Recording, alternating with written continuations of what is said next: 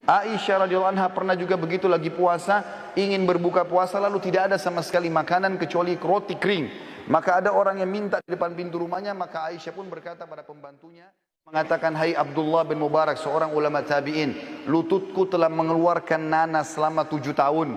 Aku sudah coba berobat di sana sini tapi tidak pernah sembuh." Maka Abdullah bin Mubarak mengatakan, sehatkan jiwa kita, insya Allah sehat raga kita. Tetap bersama Sobat Sehat.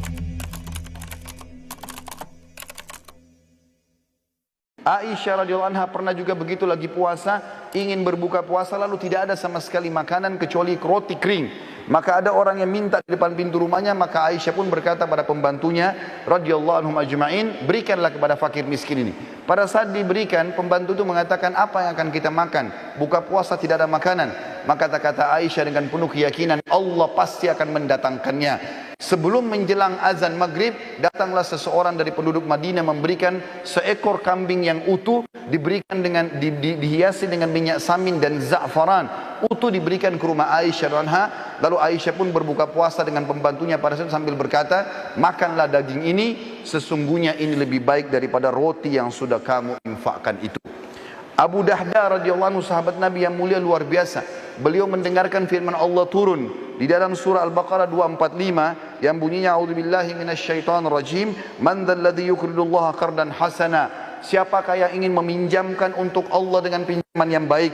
Maka Abu Dahda datang kepada Nabi SAW mengatakan, ya Rasulullah, apakah Allah minta pinjaman dari kita? Kata Nabi SAW, iya. Maka kata Abu Dahda, ulurkan tanganmu ya Rasulullah. Lalu diulurkan tangan Nabi SAW, lalu dia memegang mengatakan, aku telah meminjamkan kebun kurmaku kepada Allah. Isinya 600 pohon kurma. Semuanya karena Allah. Maka diberikanlah kepada Nabi SAW, lalu Nabi SAW bersedekah dengan hal tersebut. Lalu Nabi bersabda, kam min azkin radahin li Abi Darda fil jannah. Berapa banyak yang akan didapat oleh Abu Dahda balasan pengganti pohon kurma ini di surga nanti. Terus Nabi SAW ulangi sampai banyak di antara sahabat yang menangis melihat sedekah tersebut. Abu Talha radhiyallahu anhu juga bersedekah dengan luar biasa. Beliau punya sebuah kebun kurma namanya Bayruha. Itu luar biasa indahnya dan ada mata air yang dingin di situ. Nabi SAW suka minum dari situ setiap harinya. Maka dia pun berkata, ya Rasulullah, aku telah membaca firman Allah dalam surah Al-Imran ayat 92 yang bunyinya, a'udzubillahi minasyaitonirrajim, lan tanalu birra hatta tunfiqu mimma tuhibbun wa ma tunfiqu min syai'in fa innallaha bihi alim. Kamu sekali-kali tidak akan pernah merasakan kesempurnaan dalam balasan pahala kebaikan sampai kalian menginfakkan yang terbaik yang kalian miliki, dan sungguhnya apapun yang kalian infakkan Allah Maha mengetahui. Maka dia pun berkata, sesungguhnya harta yang paling aku cintai adalah perkebunan kurma Bayruha, dan aku ingin menginfakkannya di jalan Allah. Maka Nabi SAW mengatakan, bakhin dzalika malur ribh, dzalika malur rabih, wa qad sami'tu ma qultu wa inni ara an taj'alha fil aqrabin. Faqala Abu Talha, af'al dzalika ya Rasulullah. Artinya, sungguh keberuntungan kau hai Abu Talha, sungguh keberuntungan, hartamu ini menguntungkan sekali, dan aku telah mendengar kau menginfakkan di jalan Allah, dan aku memerintahkan kamu untuk memberikan kepada sanak kerabatmu terdekat. Abu Talha pun mengatakan iya. Sebagai penutup teman-teman sekalian, saya minta waktu sekitar 2-3 menit. Saya akan menyampaikan beberapa kisah berhubungan dengan pentingnya sedekah, dan ternyata dia bisa menyembuhkan banyak penyakit. Di antaranya disebutkan bahwasanya, atau beranjak daripada hadis Nabi SAW, dengarlah saudaraku seiman yang masih punya penyakit kronis, yang sudah bertahun-tahun tidak sembuh penyakitnya, yang punya masalah tidak selesai-selesai, ribut dalam rumah tangga, anaknya sakit, pekerjaannya tidak berkembang, apa saja.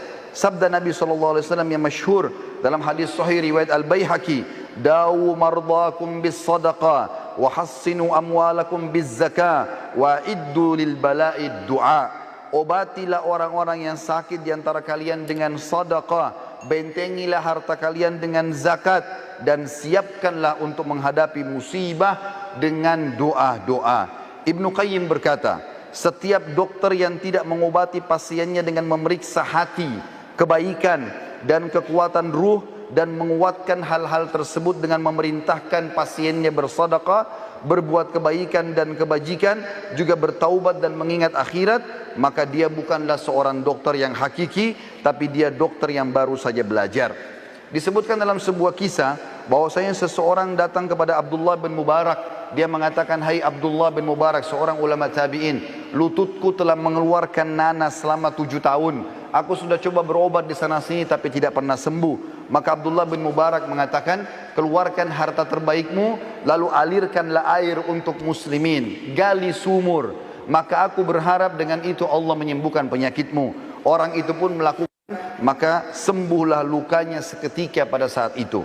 Seorang ibu lagi divonis sakit keras, tidak bisa sembuh lagi, maka anaknya keluar mencari fakir miskin dan bersedekah. Pada saat dokter mengatakan sudah tidak akan pernah sembuh lagi, ternyata ibu tersebut setelah si anak mencari orang miskin dan sengaja bersedekah untuk itu, maka Allah sembuhkan ibunya dari penyakit kronis. Allah subhanahu wa ta'ala juga dalam kisah yang lain mengangkat penyakit kanker dari seorang laki-laki yang sudah divonis tidak akan pernah bisa meninggal, tidak akan bisa hidup lagi. Dari Saudi dia berangkat ke Eropa untuk membiayai kankernya, dan ini ada beberapa organ tubuh yang harus dirusak dan diangkat. Maka dia pun pulang ke negaranya, pamit dengan kerabat-kerabatnya, mungkin dia akan meninggal setelah operasi ini, menyusun seluruh harta-hartanya. Pada saat dia menuju ke bandara, dia temukan ada satu orang miskin di pinggir jalan.